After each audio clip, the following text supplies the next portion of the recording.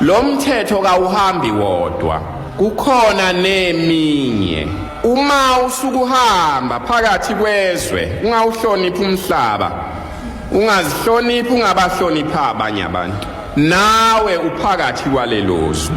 Uma ngabe unolimi lwenyoka oluphethe ubuthi bebululu, nawe uphakathi kwalelozwe.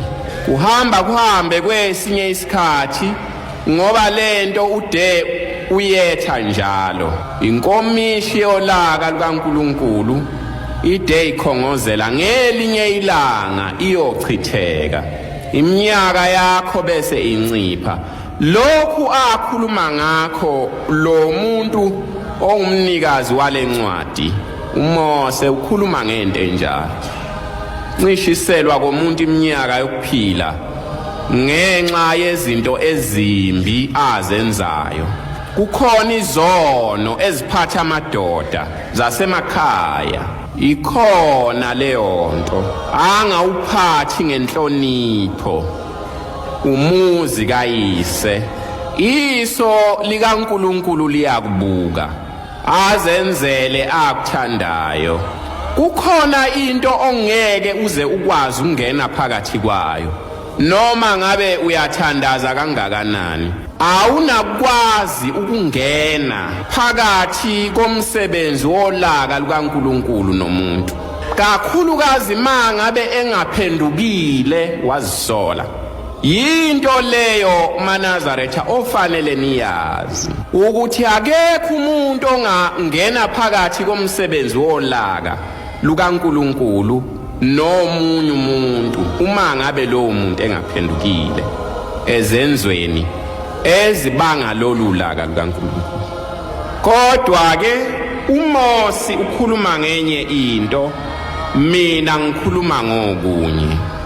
Yena ukhuluma ngokufa okuza njengalezi zinto engikhuluma ngazo, ngolaka lukaNkulunkulu. Mina ngikhuluma ngesikhathi osinikiwe emhlabeni ukuthi awusazi singakanani, nangaso ukufa kuyafika. Ufike ngeinsuku zokuphila kwakho obuzabelwe ngoba seyiphelile. Ukuthi kambe uyacabanga yini njengoba kunamhlanje? Kuphelele yini njengoba kunamhlanje? Uma kufika isikhathi sokuphela kweinsuku zakhe, amakhosikazi ebandla lakulowo muzi azothi hlala lapha wena. Unjani mawunje? Isidwaba sakho siphi? Uthi ubalekela kwawaseKuphakameni nawahlona cha unakungena lapha phakathi kwethu. Imvunulo yakho ungakhohlwa imvunulo yakho ngoba izofuneka njengangomumo wayo. Uma ngabe sewudlulile emafindweni ekhaya, ungakhohlwa imvunulo yakho ngoba izofuneka. Nethikithi laseKuphakameni lizofuneka. Kwakuthiwe nabantwana abancane, kukhona abantwana abahamba umuntu engakaveli, kwathiwa bafanele ukuthi uma seyifeziwe izinto zabo, njengoba abanye baye bethi mabe benzela bese bebathengela neingubo, nemvunulo yaseKuphakameni iyafuneka. Uye ngeminyaka yakhe ebudala, uma wayesasebushesha ngeneni ibe khona, ubuke ababe intanga yakhe, ma sebekutubhana uthola utubhana, uma sebese sidwabeni uthola isidwaba. Uma ngabe kubiza umgidi la ekhaya edokodweni, ubuso uyikhipha lemvunulo uyibeke esiceshini, kuyosinwa kuze kubusiswe imgidi, obese uyisonga kahle sewuyibuyisela eboxini layo. Kwakushiwo njalo.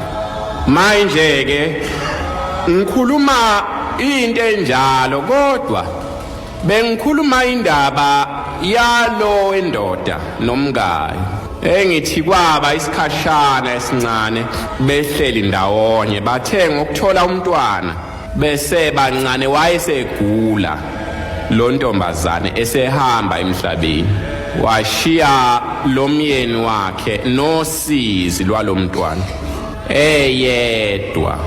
Yinto ke ebhlungu leyo kakhulu maNazaretha. Ziyenzeka izinto ezinjalo, angazi ukuthi zenzeka kanjani, noma kusuke kukuthanda kukaNkulunkulu noma kusuke kumi kanjani. Kodwa siye sizizwe kwesinye isikhathi uhamba umfana esemncane nje, iminyaka emibili emihlanu eganiwe, abe sehamba emhlabeni, usale kunosizi, kanti mhlambe bekukhona abantwana besebancane, noma munye noma babili. Uma lo muzi uphila, bahlangane labo bantu bazibheke lezi ingane.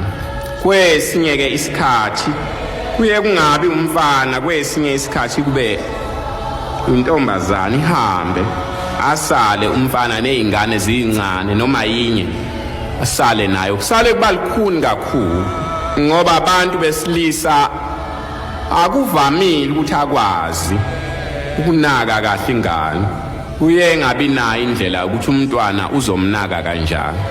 Naye lo muntu wehlelwa into enjalo ayengayilindele. Wasala ke lo mfana nalengane bahlala nje bobabili isikhathi eside, angazi ukuthi iminyaka yaba mingaki, emthanda kakhulu lo mntwana, inhliziyo yakhe yonke, engahlukani naye, noma uyalala noma uyavuka noma wenzani, emthanda ngenhliziyo yakhe yonke. Kodwa kwahamba kwafika ilanga elibi, kodwa lafika langazisho ukuthi njengoba lifika nje lilanga elibi. Wahlelwa idimoni elamyenga ngokunganaki. Uthe esahambile lapho ayekhona wafike walibala, kanti kuzofika inhlangano yobubi, amadoda anonya, afike alihlasela leli dolobha, bathatha abakuthathayo balithungela ngomlilo, ingane bayithatha bahamba nayo.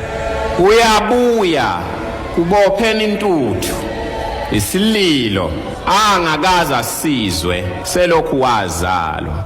Uzongenaphi? Indlishile akusekho nandlela ukuthi uzongena. Wathungatha. Ilesi sikhathi kabantu engikhuluma ngaso ukuthi njengoba ula uyazini noma ingane yakho iphi neyincane nje, lo muntu omphathise yona uyamazi yini, nokuthi inhliziyo yakhe injani, nokuthi ucabangani, umethemba kangakanani. Kuyasa ngalelo langa.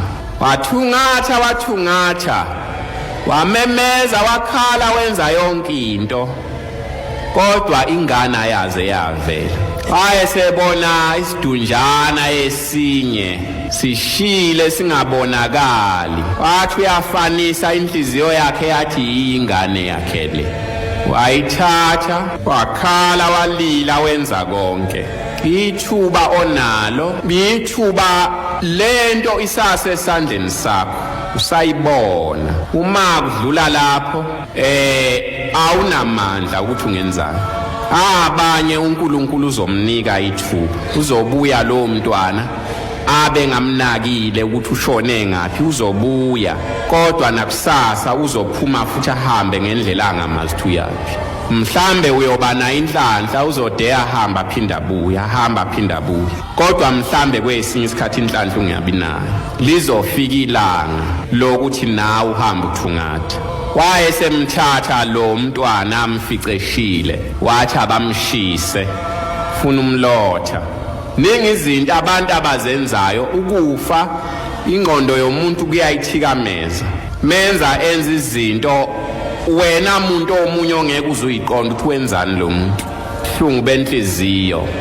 Ukufa kufika noma ngabe nini, noma ngabe kanjani. Ungavala indlu, uvala amakhethini, wakhe insimbi, mase sekufika isikhathi sakho, suke sekufikile. Kodwa angazi ukuthi intethelelo ozinika yona wena ke wena mzali ohanjelwe ingane encane